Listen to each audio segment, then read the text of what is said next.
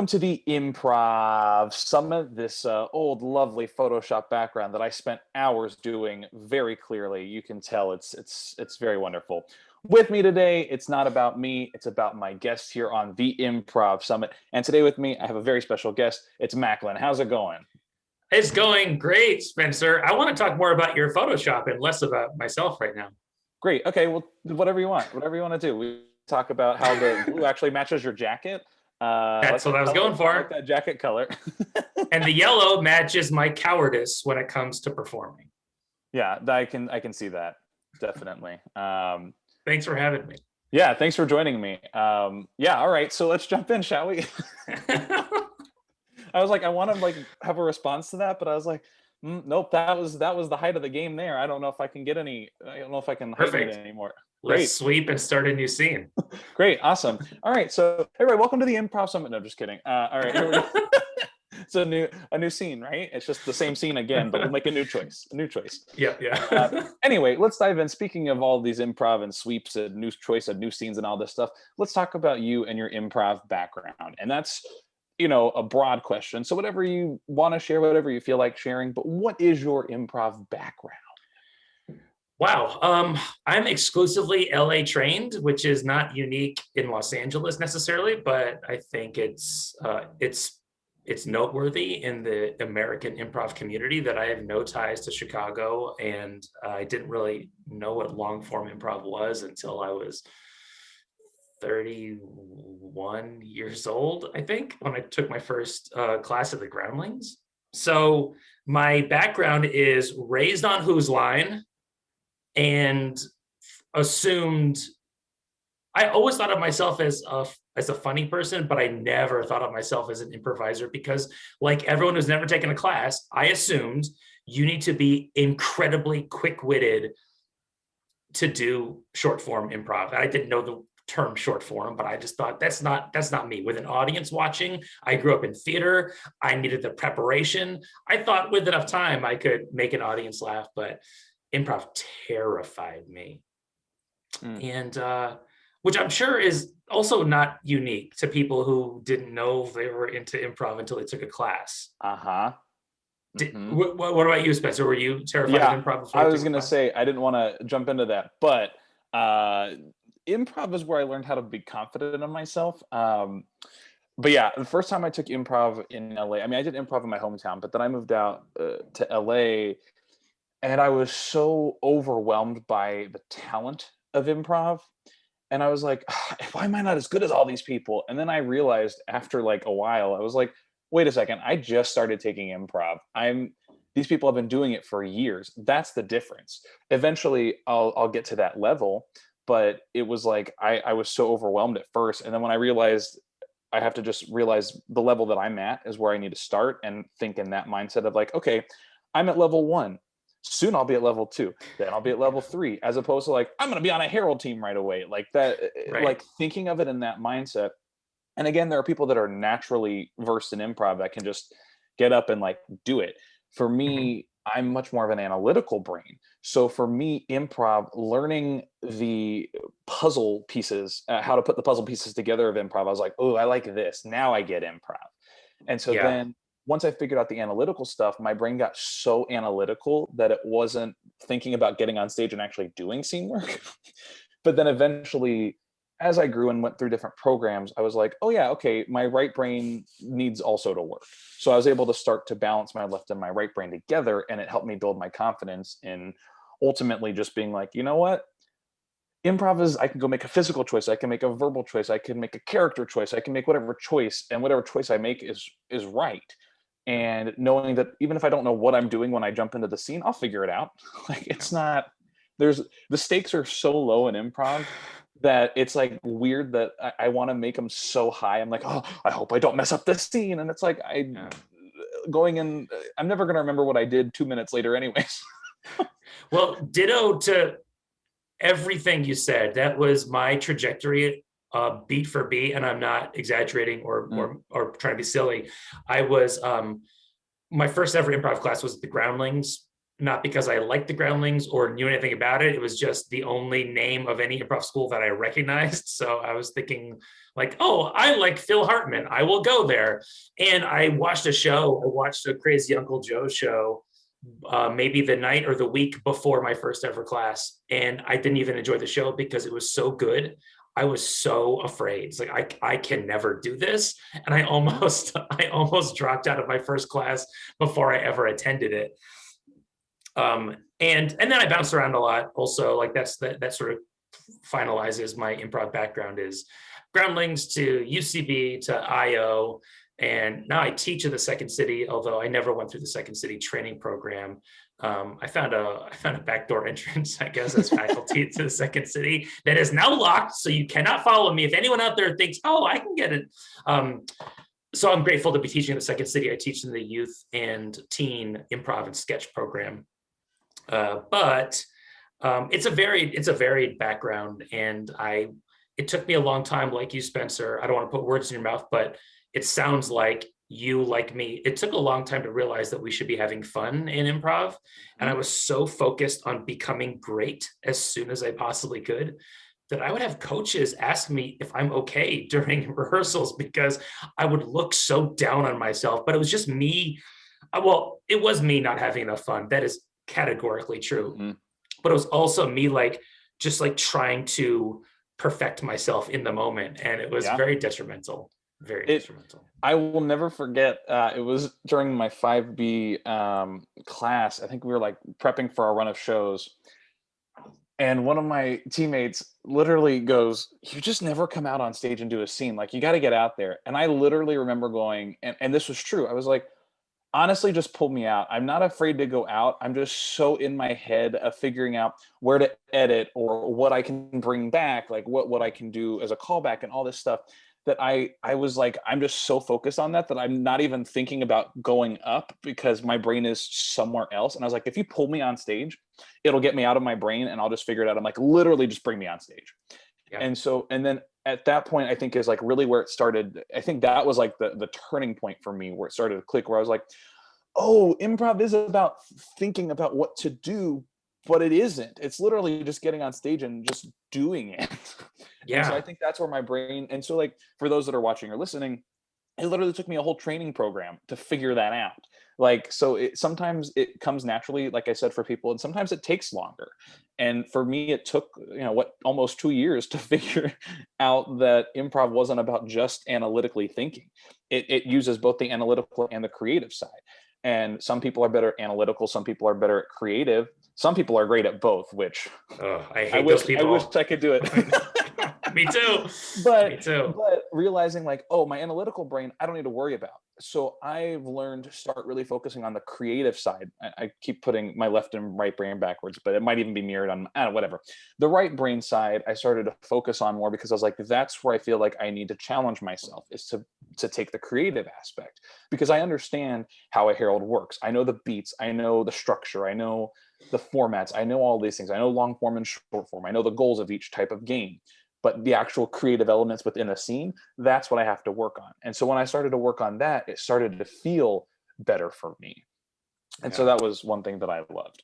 Which leads me into a question. Actually, had a pretty good segue here with my transatlantic accent, I guess. A pretty good segue, which I recently had an audition, and they were like, "Please do it in a transatlantic classic style, and then also do it in a way that you would probably do it." It's like, okay, yeah, all right. And then I was like, I'm just going to do it both in the transatlantic style because that's the way I would do it.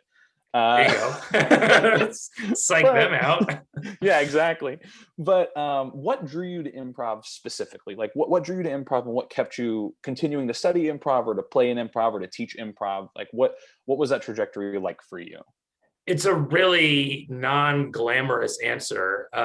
What drew me to it was my commercial agent saying that it should be on my resume. That really drew me. It really spoke to me. As it does most actors. Yeah. So I went to the most expensive school I could, the Groundlings, and I was like, I'm going to spend $600 for a class. Yeah, why not? And so it's non-glamorous for two reasons. One, it was my fucking act. Can I curse? Yeah, sure, it was my act. Whatever. It was my acting career that got me into it. And it's also non-glamorous because the next part of it is, it sounds arrogant, but it's just the truth. I passed my basic level in Gremlins after one shot, which I was told is not common, or at least it's not to be expected. Yeah. So I was like, oh, wow, I didn't expect to pass. I heard it's not easy to pass. I was like, oh, I'll take one class, it'll be on my resume, boom, back to real acting. And I passed, and I thought, well, maybe I'll stick with it because I didn't expect to pass, so maybe I'll reward myself. I didn't love it yet. I enjoyed being in class, but I had an amazing teacher, Guy Stevenson, who did not scare me the way some Groundlings teachers I've heard can scare their students. So it made me want to take another class, actually. Didn't love improv yet, but liked being in class. I liked it more than acting classes. I liked it more than going to casting director workshops. Yep. So I did it because I thought it was a better way to spend my money. And then I passed intermediate my first time out, which completely blindsided me. Didn't love intermediate. In fact, I liked improv less after passing intermediate than I did after passing basic. Intermediate was like, felt like I was in front of the firing squad every time. And I just wasn't, the culture of the Groundlings, granted, this is my only exposure to improv was these two levels of the Groundlings. And I was like, improv's scary. But I passed it. And I thought, well, I'll take writing lab. There was no intermediate level. Sorry, there was no advanced level at the time. It was basic, intermediate, writing lab. So then my 1.5-year wait list on the writing lab to get into writing lab, I decided I'm gonna go to UCB to stay sharp. And that's when I realized, oh, improv could be fun. And then it wasn't until I got to IO years later that I realized, oh, improv is fun. Yeah. So UCB told me that it could be fun, but UCB was still had me so in my head about the math of the scene. Like at UCB, I'd feel so great after a good scene, and I'd feel so crummy after a bad scene. And IO taught me that it doesn't matter. Like the fact that you were saying there's no stakes in improv, it wasn't until I got to IO that I fully appreciated, oh, there is no stakes at all. Like the only point is to be having fun here. Yeah. So yeah. Well, going off of what you said with UCB, I actually just finished recently the UCB program after multiple terms of hiatus because I love the program. 201 really like wrecked me in such a way because 201 is, for those who don't know, it's the game of the scene, which is what UCB, like, that's their philosophy is the game. And so 201 became this thing of like, what's the game in the scene? What's the game in the scene? And I'm like, I don't think there's a game yet. Well, you have to find a game. This is what the class is. I'm like, my brain. And then I would talk to people and I'm like, I feel like I'm terrible at improv. And people are like, everyone feels that way because they're so focused on essentially that analytical side of finding that game in a scene. And for me, I was like, my brain should have loved it. But because my brain was at that point starting to work on the creative stuff, it wasn't thinking so analytically. And so then going back into that analytical phase was like, and then I got a 301 and I had a lot of fun, and 401 was great. But it was like that 201 class where I think a lot of people will be like, peace out improv, because it's that class is so, and I actually ended up I waited, I think, the 2-year time frame you can from one class to the next before you have to retake it. And I was like, I just need a break from improv. So you finished the training on Zoom? Yeah, I did 301 and 401 both on Zoom, which I love. I think there's a benefit to having improv on Zoom because I'm able to play with literally anyone from anywhere. And, that's what's exciting. But there is like this like in-person experience that I feel like I'm missing with like this energy in the room kind of a feel. And so that's one thing I miss, but I also will say not having to travel anywhere has been, how much time have I saved?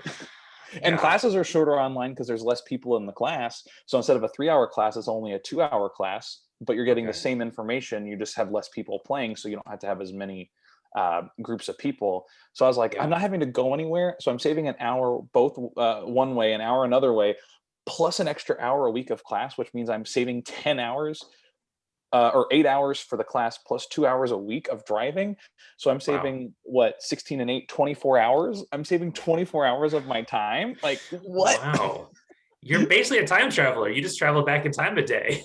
Yeah, right. I think my math is right, but now my brain's starting to wonder if I got that math right. So let the right side of your brain take over and just assume that it's correct. Yeah, right. But that's what I love about the online stuff. And also, like, people are starting to do like improvised sitcom style where, you're playing to the camera. It's like, oh, come on, Sal, you don't have those apples for sale. Like, I mean, not like that cheesy. That was a bad example. No, it wasn't a bad example. It was an example that could have had a Exactly. stronger choice, but it was a No, good choice for what it was. Spencer, it was great. The fact that Sal has apples for sale is the wordplay was so good. It's worthy of, according to Jim. Great, I love it. Well, according to Jim, it was great, but according to anyone else, maybe it wasn't as great. There it was. I got it in there. Well done. I had I didn't struggle that much with 201 in terms of enjoying it, but I did struggle with finding the game. It wasn't until 401 that I hit that wall, actually, because I felt this expectation to already understand game, and I had a good enough grasp to pass it, because I think they just pass everyone at UCB basically. But I didn't excel at game. I still like struggled with it. So I felt very frustrated in 401. That was when I had my first, like, hit my first major wall in terms of like the macro with UCB. That was when, like, fuck, do I even understand improv at all? Of course, I'd left classes previously getting frustrated, but the Herald came naturally to me, like in terms of understanding it. I wasn't great at it, but I got it. But it was, 401 is where I started to like, It's funny. Improv's work. It's funny that you say that, because I remember we did our first class show, and I I have this weird thing of like I get more like nervous online than I do in person, which is so weird, because I'm like, I don't know who's watching. Like, oh, anybody could be watching. But I remember going out and we're doing a Herald because it was 401, and I was in the last group to go, and we had done like what did we do before? The pattern game. We did pattern game before. And so we were going out and I was like, I don't remember anything of what we did in the pattern game. And I'm trying to think about an initiation. So then someone came out and initiated, and I knew I had to be in the scene. And he said like his line of dialogue, and I was like listening very intently. And it was like him telling me like he had to fire me because, whatever. And I just went, wow, you're very nice at giving compliments. Like, I appreciate that about you. And it was just like, it became a whole thing of like, he was a guy who was giving really nice compliments no matter what the situation was. Amazing. And at the end, our teacher literally goes, okay, so what was this, we did a wrap up. Like, what was the scene about? And I went, honestly, I panicked. And he started laughing, and he goes, no. I was like, I knew what he was going for, and I just literally couldn't think of anything. So I just literally went, you're really great at giving compliments. And then everyone started laughing, because it was like this moment of like, it worked out in the scene, but I was like, in that moment, I was like, I hear you. I understand exactly what you're trying to do. I know exactly where this game is going, but I literally don't know what to say.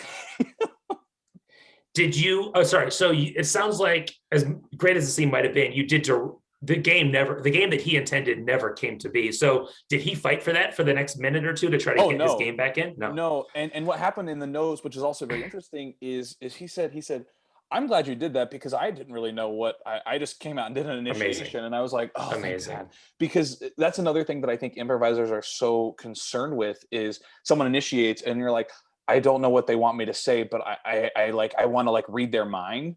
Where a lot of times someone's like, I'm so glad you did that, because I just came out because I knew I had to come out and say something. I didn't know anything else from that moment. Yeah. And I think that that's what's also really nice, especially when you're doing stuff with people that you trust and that you've played with before. It makes it a little bit easier to just be like, whatever. Which actually, before I get to the next question, I want to go to that moment I played with Honeymoon on my birthday that one year. Oh, I remember that very well. I was going to bring it up when you talked about, like, when you said in your 5B team, you were like, just pull me out. I was going to say, you mean the time we pulled you on stage for our honeymoon show? But like, it was so interesting, because I don't think I'd ever seen a honeymoon show. And so I had gone in, and like, as soon as it started, I was like, wow, there are so many puns. Like, I picked up on that like right away, like this like gameplay.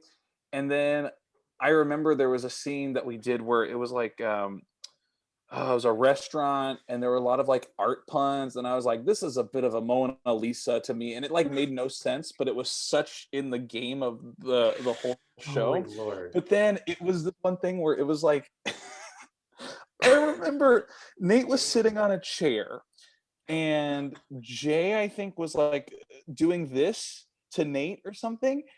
And then Nate just calls me and goes, I was like standing there on stage and I was like, I guess I can be in this scene. I don't know. And he just goes, you want to come sit on my lap? And I was like, and I literally remember going, sure. And then I sat on his lap. It was like, I had no idea what was going on, but I was like, yes, and I'm going to do it now.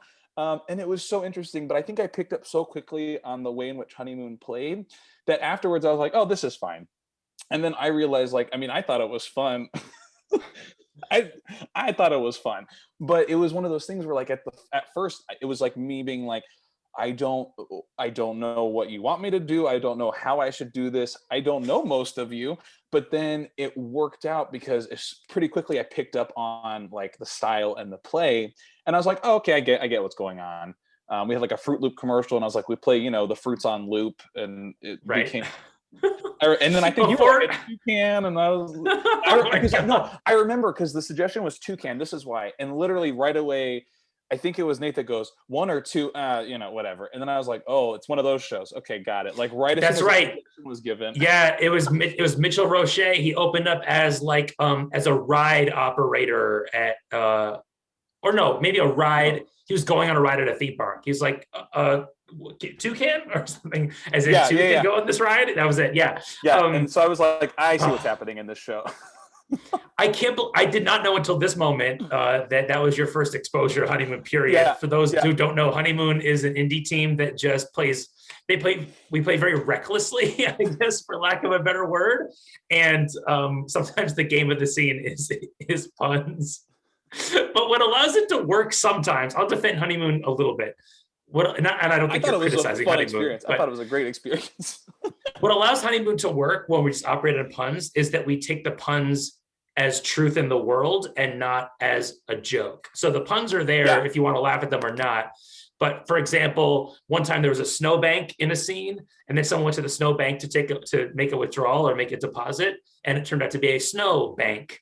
And that could be a groaner if we then didn't rally around it. And now there is a snowbank in this world. So we do operate off of game from a UCB standpoint, but we just stumble into it based off of, like, I think UCB would call that a weird world premise. Like there's a bank that dispenses snow, or for which snow is the currency. Yeah, I remember the last scene that we did in the episode. Now I'm thinking like TV. Nate calls them episodes, so you're in good company. Okay, great. So the episode that I did, the very last scene, I think you were in it too. I think it was you, Jay, me, Nate, and Mitchell. Maybe it was all, and it was like, wow, this is 4K. And then Nate goes like, well, Kay doesn't live here anymore, or something. And I said this is 4K, good. And then it was, well, yeah, but she doesn't live here anymore. And then someone like in the audience went, and then it was, oh, the judgment of New York City. Wait, who said that? Nate? Did Nate say that? Because Nate's go-to move in the DCT especially was whenever there'd be a group from the audience, he'd go to the fourth wall and close the window. Yeah, it was a window close, and I think it was Nate, and I think you were going out to say that's our show at the same time Nate was like, and that's our show. And amazing. It was amazing. It was such a fun experience, and it was like I was like, I don't know what just happened, but I had such a good time, and I think that kind of actually almost leads me into my into another question. But with improv, you gotta have fun. Like even if you don't know what's going on, like just I remember leaving and being like, I was like on cloud nine. I was like, that was so much fun. I'm glad I got to play. And I was like, I don't know what happened, but I really enjoyed every moment of my being in the moment, because I was like laughing, I was enjoying it.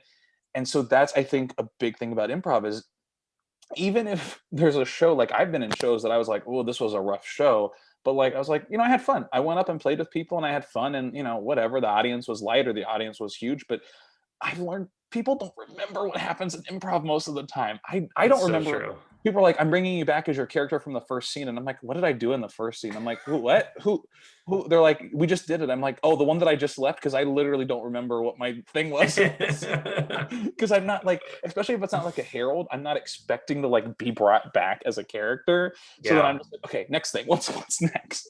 Can I ask you a question? I don't want to derail your next question. Oh, no, it's fine. you were talking about doing improv on Zoom, like 301, 401, and you Yeah. just mentioned, someone wants to bring back your character from the first scene. And I have a question because I'm teaching improv on Zoom a lot. Yeah. And some of my students, they're younger, they want to use the chat to chat about the show, not chit chat, but like to make plans like that. Like, I want to bring your character out or whatever. And the improv purist in me is like, no, don't use the chat to communicate. But I also recognize we don't have the luxury of eye contact on the back line to like draw someone out with your eyes. Mm-hmm. So I was curious, does anyone in your classes do that? And what is the teacher's opinion of that? Chatting in the chat about the scenes. So there's I think I have two answers here. One is a lot of the shows where I've performed in, where we do like long form style, it's like, okay, let's do 2-person scenes and we can kind of mix and match. People be like, hey, I want to bring the character from the first scene in for, I have an idea. They don't say anything else. They're like, I just want to bring in so-and-so. And so then that person knows that after the next scene's over, you go up and that person's going to initiate whatever their idea was based on the world of the story. Now that's for long form, like a long form show that's cohesive. So having that is helpful because you know who you're pulling back to tell stories. But I've also had it where it's like, for instance, like I'll turn off my camera, everyone will have their cameras off, and I'll pop in and go, Mac. And then like we were using our own names to make it easy for shows. But if you want to play a character, sometimes I've seen it where it's like, Mac, Bobby, yes. I'll just like quickly shift to the other name. So that also works, I think, is what I've noticed. That is one tricky thing about Zoom improv is bringing characters back, sweep editing, things like that. It gets a little tricky.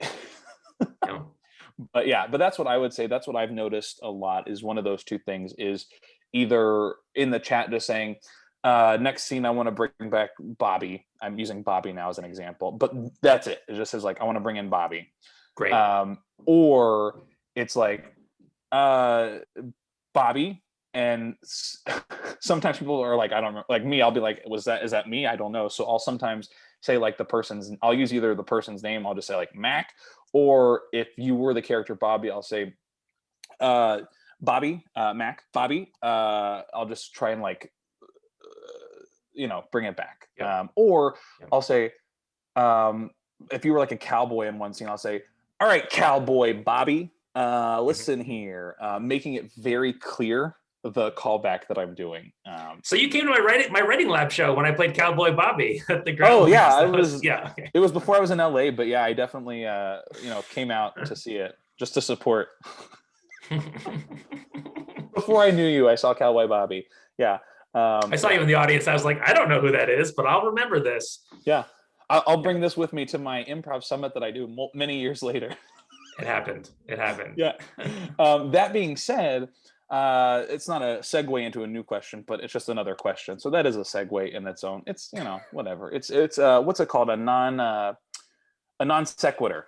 That's a segue. It's a non sequitur, which means, for those that don't know, I guess it means that it's completely unrelated, but it's moving into something else. So the non sequitur is, there's so many types of improv and there's so many different like short form games. Now here's a bunch of questions. Pick with what you will. Pick with what you will. I'm gonna just stick with that. That's my choice. Pick with what you will.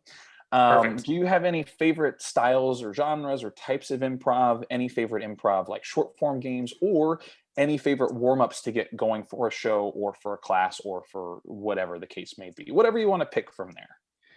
Great. Pick with what you will. Pick with what I will. I'm good. Next question. Great. Awesome. So a big defect with me, or strength, I don't know.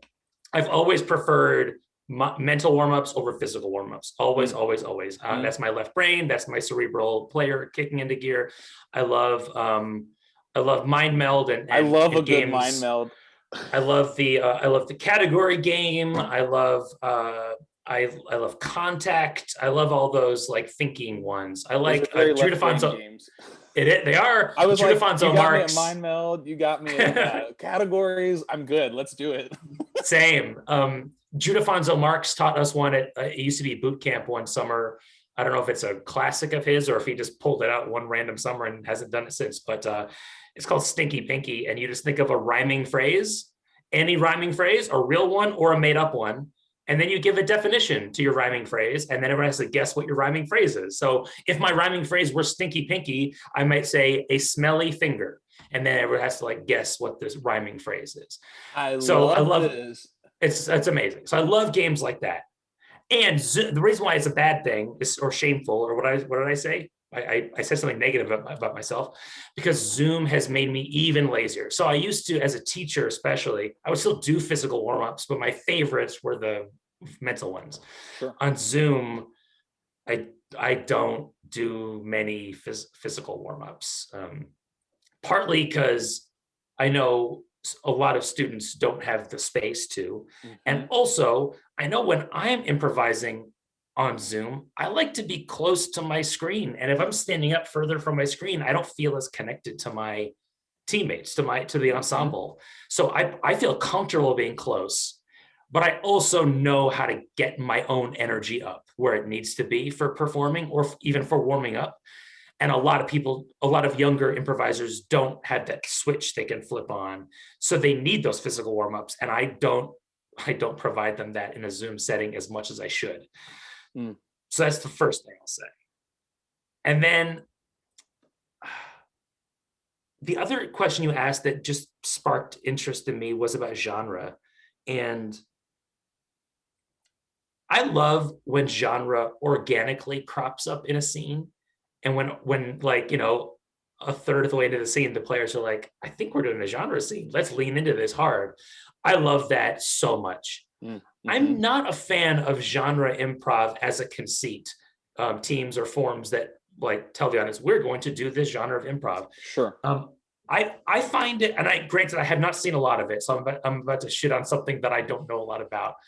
When I see it, I find it, this is a very general statement, I find it too referential, which is like, I'm one to talk. Honeymoon is all about making references. Too referential, and it's either so referential that if you don't know the genre really well, you're a little lost, or, well, not lost, you just can't enjoy it as much. Or you know the genre very well, and then it's almost too predictable. So it's a very challenging style that I seldom seen done great. And then the other part of that I'm wrestling with as a teacher who does teach genre, how do we in 2021 do genre smartly? So much of genre is predicated on stereotypes and exploiting stereotypes. How do we transcend that to make genre accessible for all? Like, for example, if we were to do a Civil War era genre, that could be really fun. And if you had a bunch of white people doing that, you can have a lot of fun with the accents, with the time period, not even mentioning what the Civil War was about. But I don't know and I could be wrong. What's the access point to someone for whom the Civil War is not a fun period to do a genre-based improv scene around? Film noir, or all these genres that are, we still haven't figured out civil rights now today in 2021. We're trying to be better people, but I don't know. Genre is problematic for me for a lot of reasons. Really broadly, comedy, a tearjerker, that could be a really fun genre to lean into. But is it fun to do Harry Potter when we know that J.K. Rowling's trash? Like, I don't know. It opens up a can of worms. I think improv has so many pitfalls as it is to play smartly. I shy away from something that I think has even more pitfalls to add to it. That's my personal take on genre. I like that. Because I think it's also interesting, like looking at, because I did Shakespeare improv and Jane Austen improv at Improv.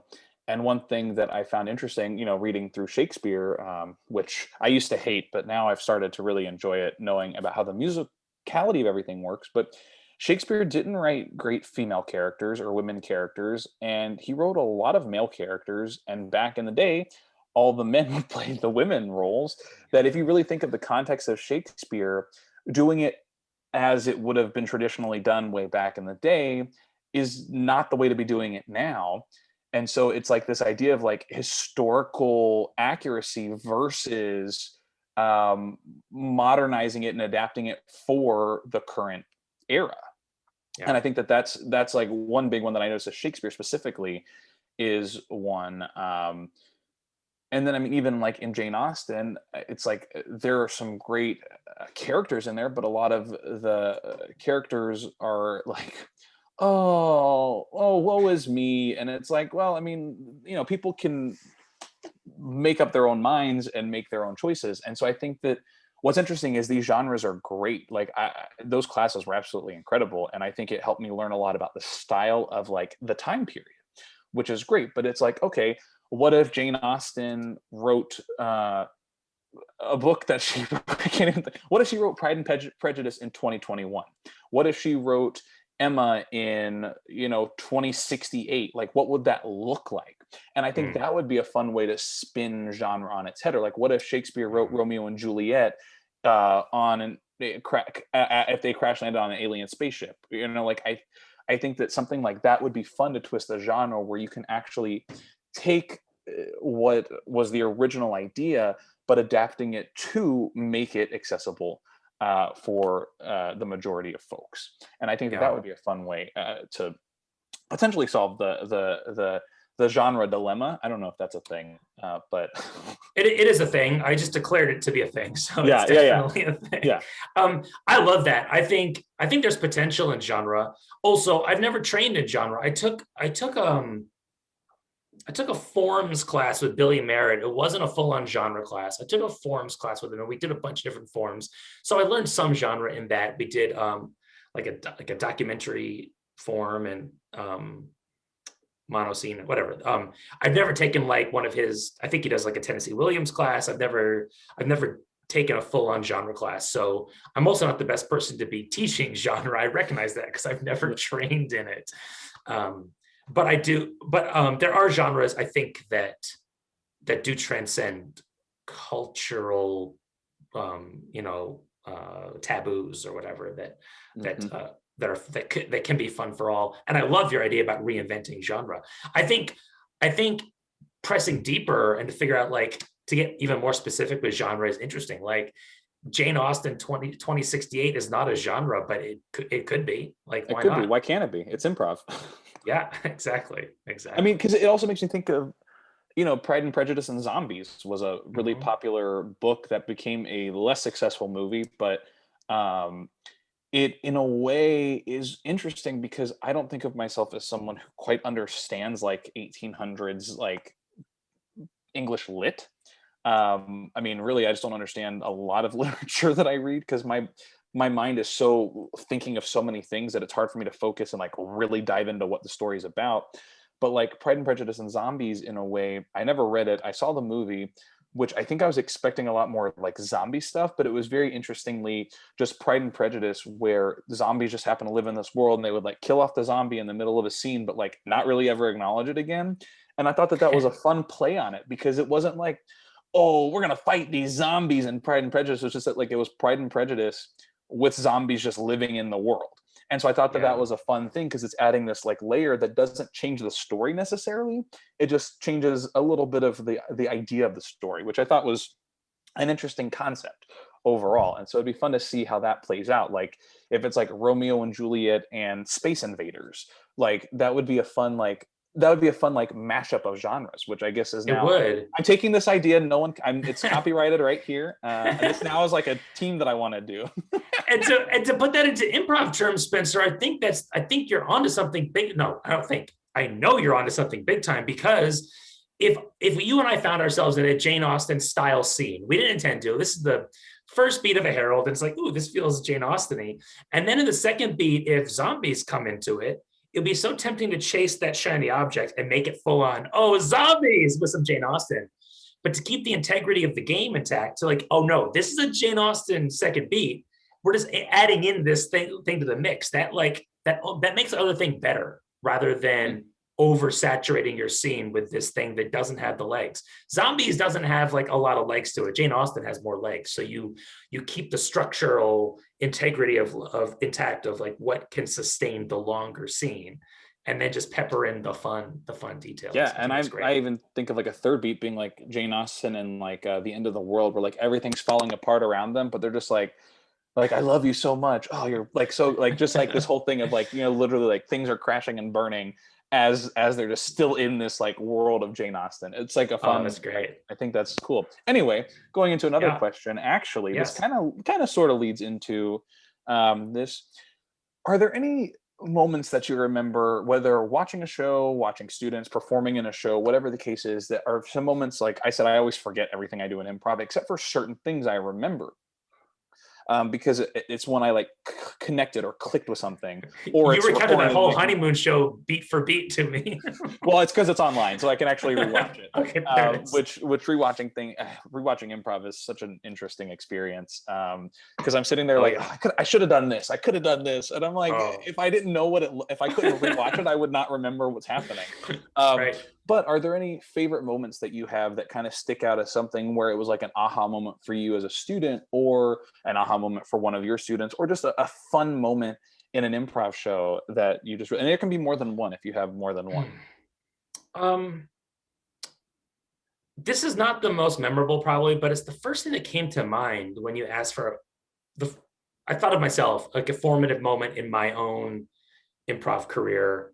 Uh, it was it was at a UCB boot camp, which is not an official UCB class. It's not sanctioned by UCB, but a bunch of UCB faculty teach this. And Will McLaughlin brought in a gravid water exercise, which for those of you who don't know, one actor has a script in their hand, the other actor does not have it, and they don't know what the script is. So one person on stage is only reading their corresponding lines. Someone else just has to improvise off of those. And it was my second time ever doing gravid water. And I remember the first time through, I just played it really safe. It was like, I was a much younger improviser at the time. I didn't say a lot. I just, yes, I was all yes with no and. And in this scene, I remember thinking about my previous notes, which had been like a year and a half prior at this point. And I thought, I'm just going to go for it. I'm going to make big choices, no matter, even if I have no idea what's going on, my character's going to be big. And it was one of the most fun moments as a student in a class I've ever had. And it was just going so well. And it was so much laughter. And I just like, I got more and more confident as the scene went on, even though the scene was making less and less sense. I just stuck to the world I had created for myself. And it was so fun to justify the crazy stuff coming out of my scene partner's mouth because they can only say what's on the script. And I learned in that moment that you actually have more options open to you the bigger the choice that you make. Whereas if you make small choices, like if you know, Spencer, if your first line is hand me that, and I just say, okay, then I'm not giving anything, first of all. And your next line is probably going to make sense. And then it's like, I can do anything and I choose to do nothing with it. Versus My line would have been thanks, by the way. It would have been thanks. Well, perfect. But if your line is hand me that, and I just make a choice, and I say, I'm not going to give you another sandwich. You've had 5 already. I know it's your birthday, but hands off. Then whatever your next line is in that script, it will probably not make sense. And then we're already having so much fun. So I realized in that moment, I deprived myself of so much fun the first time I played that game. And B, like, I still wasn't fully as uninhibited as I should be in improv at that moment, but I made huge strides that day in terms of making bold choices and having fun. That's awesome. It makes me think, Yeah. it actually reminds me of, I've said this a couple times on this show, but really awesome improv show auditions at Second City. I auditioned for that show 3 times. I was called back 3 times, and I didn't get in until my 3rd time around. And the first year, you know, I had great feedback. I don't even remember, I couldn't tell you the first thing about what happened in that audition at all. Because again, I don't remember anything. Second year, I remember a couple of things that I did, and I remember leaving the audition being like, I feel fine, but I was like, I could have done this better. I could have done this better, like kind of doubting my choices. And then the 3rd year, which was 2020, January 2020, when I got in, it was a real great time for those 2 months. Yeah. But the callback, I remember that was the year where I was like, you know what, I'm just going to not care when I go into improv. I'm just going to let it ride and have fun, and I'm not going to think about my choices. So we go up, I know my strengths and my weaknesses. I don't want to say weaknesses, my strengths in games, and where I need to challenge myself more. And one of my challenges is scenic games. For whatever reason, scenic games are tougher for me. And we did Foursquare. And I was like, Foursquare. At first, my first thought was, I'm not great at Foursquare. But my second thought was, don't say that. Just do what you're good at in the games that you need to challenge yourself with. And so I know that sometimes I'm not good at saying things because as we can tell on this show and on other things, I just like tangentially rant until I get to what I'm trying to say. And sometimes it doesn't make sense. So I was like, let me just not say anything. I'll just make a physical choice because I can, do this and like it'll make sense at some point. And I remember the suggestion was like judge or lawyer or something like that, some kind of like, or like judicial system, something like that. And I just went, you know what? I'm just gonna make a physical choice. So I just went and laid on the stage and just like started flailing my arms and my legs around. And I was just like, oh, I just did that. And my scene partner came in and said something like, sir, I know it's been a long day, but we still have some cases we have to finish. And that made me go, I know exactly how I can respond to this. And I went, oh, but I'm just so tired. Just 5 more minutes, please. Amazing. And like, it became like, she was like my secretary or whatever, or like my aide. And it was this interesting dynamic of like this high status character, this judge being so low status as far as like the way he played it. And it was so fun because I was like, oh, great. I made a physical choice that I had no idea what was going to happen. That line of dialogue made me go, oh, I know exactly how to play this. And then it just became this scene of like, fine, you win. Okay, fine, let's get back to it. All right, what do you want me to do? And then she like handed me a stack of papers and it was like, oh, this is so many papers. And that's like when the scene was, shifted. And so it became this, I had a game that I could play. I had this idea that I could heighten, and the scene partner that I had really helped support whatever we were playing with, which was great. And so that was one of those things that I do remember because it was an aha moment for me of like, if I'm not strong with something, take something that I am strong with and place it into what I'm not strong with. And, all the tools that you have as an improviser, you take these tools and like, people are like, is it cheating? I'm like, well, yes anding, I know how to yes and, but if I use that in a scene, I'm not cheating. That's how improv works. So exactly. It's like I'm pulling my yes and out, but I'm also like, oh, let me make a physical choice because that's what I'm strong with. Let me place the physical choice into my scenic game instead of trying to make myself good at a scenic game. Or I wouldn't say good. I'm good at scenic games. I'm not great, but they're not my strength. That's my point. But like, instead of trying to make myself strong at something that I'm not the best at, take something that I'm strong at, place it into there to help heighten my ability to play whatever that is in a stronger way, making a stronger choice. And I think that made any sense at all. But I think that that's what I would say about that. Anyway. Absolutely. Yeah. Anyway, moving into another segue that doesn't move, but can, I guess. This is another big question, I think, because a lot of people are like, well, I'm not an actor, so I don't know why I need improv. Are there any elements of improv that you feel that you've used like in daily life in a non-actor, non-performer, non-entertainment sort of way?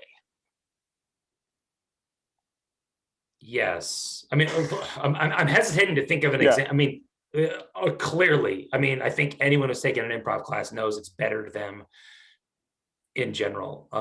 I think it's made me just not, I know it's made me a happier person. It's made me a better person. It's such a general answer, but it's so true. The first tangible way it impacted my life was an entertainment job. It wasn't acting. I was a correspondent for a show called On the Red Carpet, and I had to go. I went to like red carpet events in LA, and I'd interview people as they arrived, movie premieres. And I went to the not the real Emmys, but the what's it called? The Arts and Sciences Emmys. Oh, I'm drawing a blank. It's like where they get the technical Emmy awards. Yeah. I think that's what it's called. Yeah, and they also technical Emmy awards, and also like the smaller acting awards, like for guest star in a whatever. Mm-hmm. And so I had some questions prepared to ask, but I also had people come up that I wasn't expecting to have to talk to. And I found myself just starting to ask a question, not even knowing what my question was going to end up being until I got to the end of it. And I was able to kind of stick the landing. That was the first tangible moment that I realized, oh my gosh, improv helped me so much in this job. But that is entertainment. And I used to have a very short temper with myself. And I've been a lot more forgiving of myself since improvising. I'm still a perfectionist, and I still need to cut myself a lot of slack in terms of the standard I hold myself to.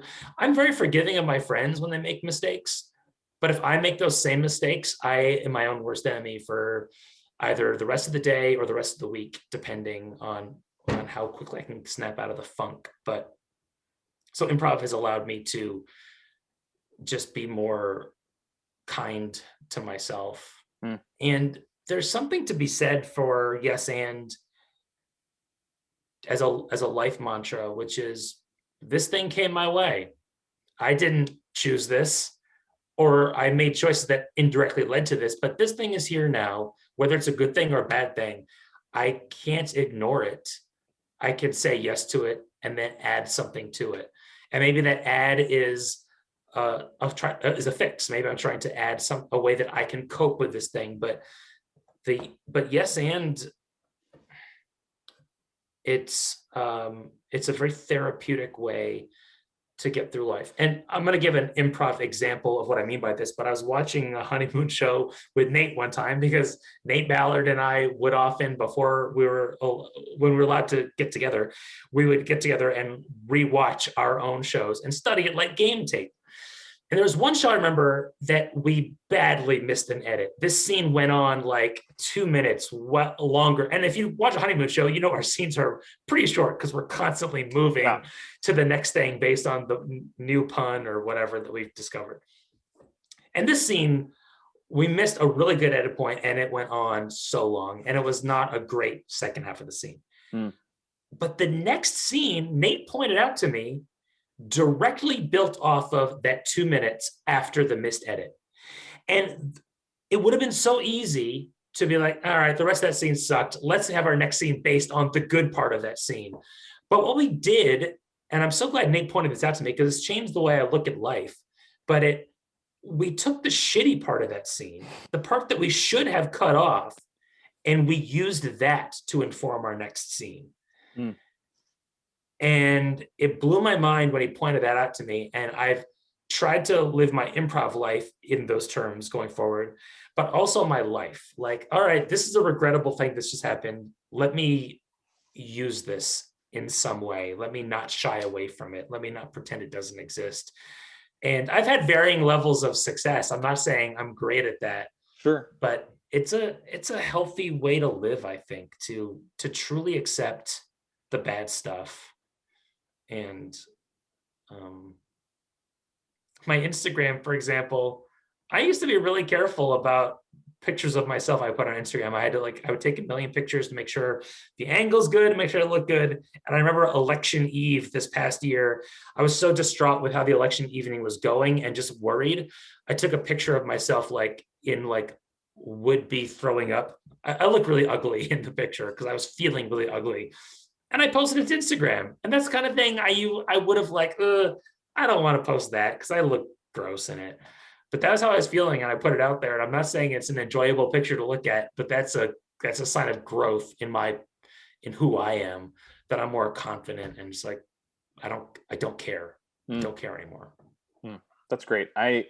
I will say on a quick side note before I segue into the next question, because I'm figuring out these non sequiturs, and I'm going to keep using that word now because I like it a lot. If you keep teasing your segues, they're not segues anymore. You know that, right? Or aren't they? Or are they? You're right. They are. Okay, you're right. You're right. I didn't think about it like that. But maybe they aren't. You're right. You're right, Spencer. I'm so sorry. Continue. No, don't judge yourself too hard. It's okay. Damn it. Now I don't remember what I was gonna say. Oh no, I'm I do. so sorry. I know. I know. Don't be sorry. Oh, that's one thing I learned. That's one thing I learned from Holly Laurent. Is every time someone said sorry, she said never apologize because you have no reason to apologize. I was like, that's so true. And she said like say excuse me, and I was like excuse me is nice. And so like now when people say sorry, I just say excuse me. She's so great. It's great, but I also was like, you're right. What if I'm in a scene? Why do I need to apologize? Like, what am I apologizing for? Like, Yeah. I don't know. I don't know what person's brain is, and the scene was fine. I don't have to like apologize for not understanding what game you were trying to play. But anyway, but kind of what you're saying. One thing I learned with improv, we talked about earlier, is building my confidence because I went through an internship in my undergrad where I literally remember I was backed into a corner and interrogated for my like choices outside of the internship. Like when I went home at the end of the day, like if it was affecting my internship or not. I also was told that I had been the worst intern they've ever had and that I had hit rock bottom. And so like I was dealing with this for 6 months. And even then, I remember one time one of my supervisors turned to me. It was a music internship, and she said, "Sing Jingle Bells." And this was like in the middle of like March, and I was like, "Okay." And then I was like, jingle bells, jingle all the way. Oh, what fun! It's like I just did it kind of like I don't know what you're asking me to do. And she literally looks at me and goes, "Ugh, fix the pitch." And I was like, "Wow!" Like I was sitting there working on a lesson, and I was like, "I don't know what." Like I was like, "What is?" In the middle of March, it was like the afternoon. They were having a class that you could hear. So I was like, "I don't know." And so it became this thing where I was like, maybe I'm not good enough. Maybe I'm awful at everything. I had in high school, I had a theater director tell me, I was like, I would love to get a lead role, and this was for the role of Charlie Brown. I mean, look at me. Um, and I said, what can I do to get a lead? And he told me to my face, he said, if you want to be a lead, you need to lose 50 pounds and not wear your glasses on stage. Of which it's fat phobic, but it's also ableist because as someone who has partial blindness, taking my glasses off on stage isn't just a thing I can do. I have to have some kind of accessibility. And so for me, at the time, I didn't realize it because I was in ninth grade, but I realized later, like, so all of this stuff led me into improv, judging all of my choices, being like, oh, I don't know if this was a good idea, if this was a good idea. But for me, one of the elements of improv, back to my whole, after my tangent and rant, one element of improv that I discovered was that I have built my confidence in myself as an individual. I've rebuilt it after all of these things tearing it down. And that's what I learned through improv that I can take with me into daily life is making the choices to feel confident every day. And that's that. Let's talk about social media or plugs, pitches, anything you want to share. Now's that time. I highly recommend everyone goes to YouTube and search Honeymoon Improv Toucan and watch my show with Spencer. Also, it's spelled Tucan, as all True. toucans are. It's true. So look that up and leave a comment. Let us know how much you love it. Trying to drive Like and traffic to the subscribe. Honeymoon channel. Like and subscribe, baby. And I hate that I just said that. Everyone's doing baby, and I didn't say baby, but I did say baby. I've been watching too much Seinfeld, and that's such a George Costanza thing. No. Like and subscribe, baby. It's kind of a Frank Costanza thing too. Yeah, well, Anyway, Seinfeld. my second plug is Seinfeld. Watch it if you haven't heard of it. It's a good It's a good show. It existed for a while, a couple seasons. Some of it hasn't aged well. Jerry is a pretty elitist prick, but it's well acted. But the rest of the cast is great. The rest of the cast is great. And yeah, you can follow me on the aforementioned Instagram, Macklen Mac. It's my first name and the first three letters of my last name, which is Mackloghi. So it's MacklenMak. And that's how you can find me on Instagram and Twitter. I used to tweet, I made a regiment to tweet like at least one pun a day. And then I got to a point like 2019, I think, where I realized I'm just tweeting to get a pun a day out. And some of these I don't even like or enjoy, and I'm still tweeting them. So I decided I'm not going to force myself to tweet a pun a day. I'm going to tweet a pun when it's earned. Bi-weekly. So you're only going to see earned puns from me if you follow me. Yeah, bi-weekly, bi-monthly, all of that. Yeah. My drafts folder is lit, though. That's how my TikTok folder is, though. Because I found out you can do drafts, and I was like, oh, let me do all my content and post it up, and then go back and when I have a quick minute, I can just upload it. That's right. it's great because I try to do 4 to 5 a day because that seems to be the way of TikTok. Anyway, enough about my TikTok, which you'll see in the down below in the comments or the description with the computer that I type in all the way up good here. Space work. Thanks. It's also a challenge for me as space work because I don't know how objects work generally. Like my toothbrush is always me closing my fist as if there's a toothbrush in there, and my finger like this because I hold toothbrushes like this, or my shovel that goes up instead of down. But it was a choice. Some people shovel like they're like this, and they instead of tossing the dirt with the right hand going over, they toss it like this, and the shovel just bends. Well, I did it when I did a scene. It's like one of the first ones of this. I started doing the shovel up like this, and I was like, wait, hold on. And then I had to like figure out that a shovel goes down. But then I was like, you know what? It was a good choice because I expedited the process of digging, because instead of digging and then shoveling, I just shoveled it out. I just scooped it out. And I was like, why don't we ever do that instead? We should just scoop it out instead of shoveling and then scooping. So I made a choice to expedite. I realized it after the fact, but whatever. The point is, it was a choice and it worked. I just didn't realize it worked until it worked. Anyway, the last question I have for you today is the reason why the Improv Summit exists. I mean, among other reasons, but one of the main reasons is before pandemic and even now, a lot of people are like, Spencer, you've taken improv all over. You've taken improv here and there and everywhere. Where should I take improv? And it's always a hard question for me to answer because I don't know specifically what someone's goal is with improv until they tell me. If they tell me like, I just need a class on my resume, then I'll kind of, tell them what it is. Or if people are like, I got money to blow, I'm like, we'll go to the expensive ones, I guess. But that all being said, if someone came up to you and asked you that question, what's like one piece of advice or one tidbit or fun fact that you'd give them to start on, help them start their improv journey? I would say it's a great question. I would say bounce around and dabble. I would be. This is easy for me to say because I've finished 2 programs and got kicked out of a third. I failed out of Groundlings Writing Lab, so I'm done with Groundlings. But so it's easy for me to say because I had that satisfaction of completion. But after you've completed one training program, I wouldn't necessarily recommend going out and completing another one. I would recommend taking a class here, taking a class there, until you figure out what your comedic identity is, and you have friends of like mind. Then create that team, create that rehearsal group, create that whatever that family is for yourself. Because improv is mostly about the reps.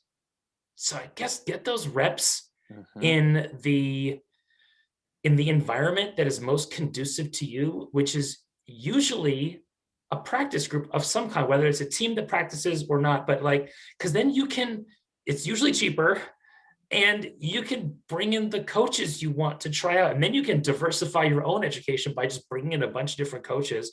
And of course, there's a lot to be said from working with a bunch of different people.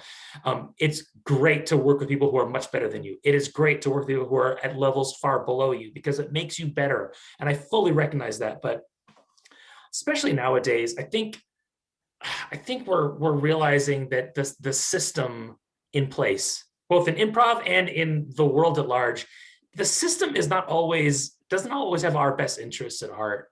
So I would recommend that people buck the system a little bit. Go to an improv school that you think, oh yeah, that kind of jibes with me. Finish it if you can, and then hunt and peck until you find your family. That's what I would say. I love that. And also the idea of reps, I've also noticed, like I'm a life learner, I guess that's what they call it. I don't know, someone who just continues to learn things. But like I felt, I learned a lot from the UCB program, the Second City program, the IO program, the comedy sports program, the improv classes that I've taken. All these classes, I love them. It's great. But I found almost nothing more satisfying than reps, because I feel like I'm learning the tools. I just need to apply them more. And applying them is where I get it through reps. And again, having a coach, or even just like, my 401 class just finished. Let's just meet every couple of weeks and just play and just have fun. And I think that that's something that also a lot of people tend to forget if they want to like really be a strong, solid improviser who is continuing improv classes are one thing, but getting in and doing reps and performing is another thing, because it's such a different experience from having this class, because classes have a specific structure. It's like week 1 has to teach A, B, and C. Week 2 teach A, B, and C. So you're learning these things, but in reps you can play with whatever you've pulled from anything. And I agree with that. And I would also just couch my answer with just, if classes were free, I would say complete every training program you can. So it is only trying to get the biggest bang for people's buck. And I want people to feel like, oh man, to be a good improviser, I gotta go through and complete all these different training programs. I think it's good to be exposed to it all. I think it's good to be exposed to game if you haven't been through UCB or vice versa. But yeah, it's mostly a financial advice I have is to take those practice groups and stuff like that. But yeah, for sure, I would agree. Finances are a beast of a burden sometimes. Ooh. Is that the phrase? I don't know what the phrase is. Pick with it what you will. Yes, that's the new phrase. This is also copyrighted, so no one can take that phrase. Copyrighted on this episode of the Improv Summit. Now, Mac, I said that was the last question I had for you. Great. See ya. But as always, wait, before you go, as always, I'm a big old liar, and I lied. That wasn't the last question I had for you.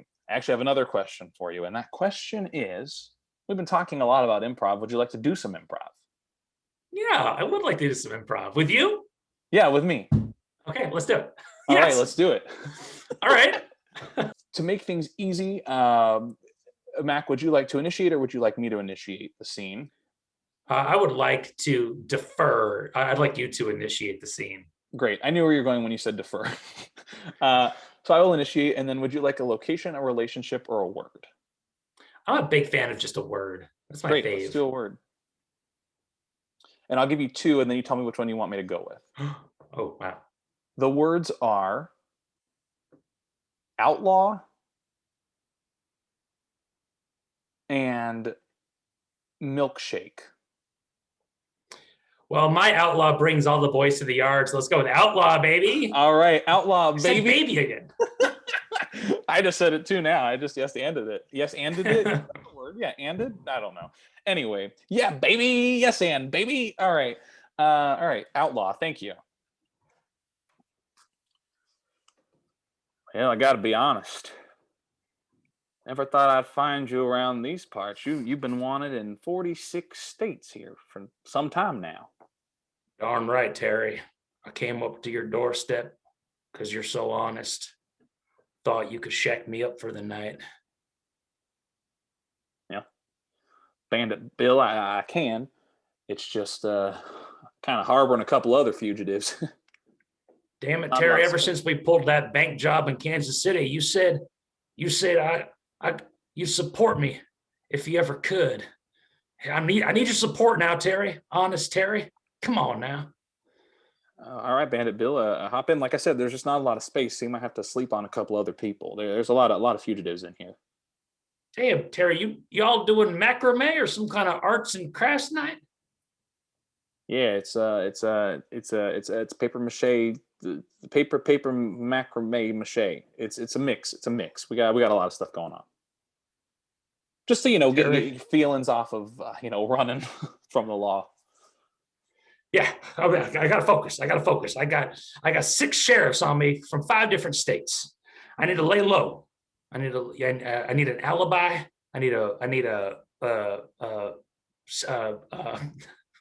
That's an pretty much alibi all that's all you need is alibi. Yeah, no, I need more things. Terry. I need an alibi, and I need what's that called? I don't know. I don't reckon I understand. I just is that a crochet? Alibi. Are you crocheting? Are you crocheting back there? Well, yeah, it's paper mache macrame crochet. It's paper crochet macrame. It's a mix. It's a fun mix. It's just to keep your mind off of running from the law. Oh, that's all I can think about right now. I got 7 sheriffs on me from 8 different states.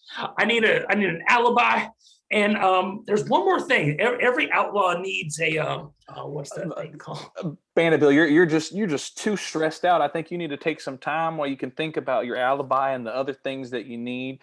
I think it's only the alibi. Are they learning how to sashay back there?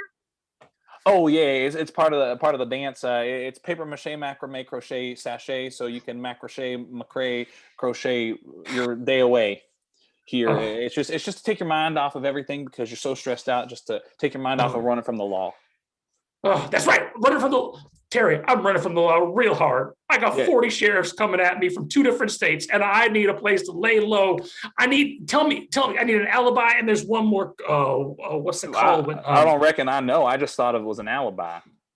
Fake ID. Fake ID. Oh yeah, like fake ID to show that you aren't who you really are, but then you can also still get the alcohol at the bars. But then you can also disguise yourself as someone else, even if you look like the same person that you are.